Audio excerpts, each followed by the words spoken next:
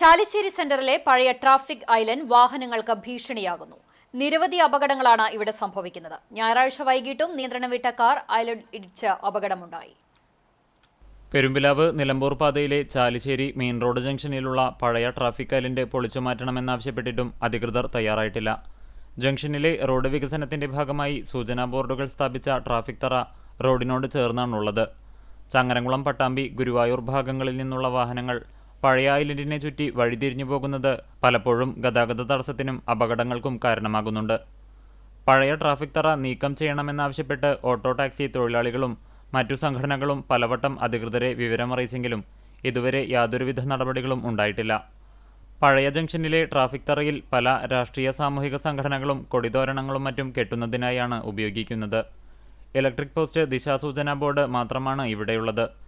ഇത് മാറ്റിസ്ഥാപിക്കണമെന്നാണ് നാട്ടുകാർ പറയുന്നത്.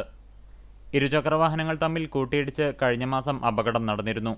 നിലവിൽ ജംഗ്ഷനിലുള്ള ഹൈമാസ്റ്റ് ലൈറ്റിനു ചുറ്റും പുതിയ ട്രാഫിക് തറ ഒരുക്കി പഴയ തറ പൂർണ്ണമായും പൊളിച്ചു നീക്കണമെന്നാണ് നാട്ടുകാരും വാഹനയാത്രക്കാരും ആവശ്യപ്പെടുന്നത്.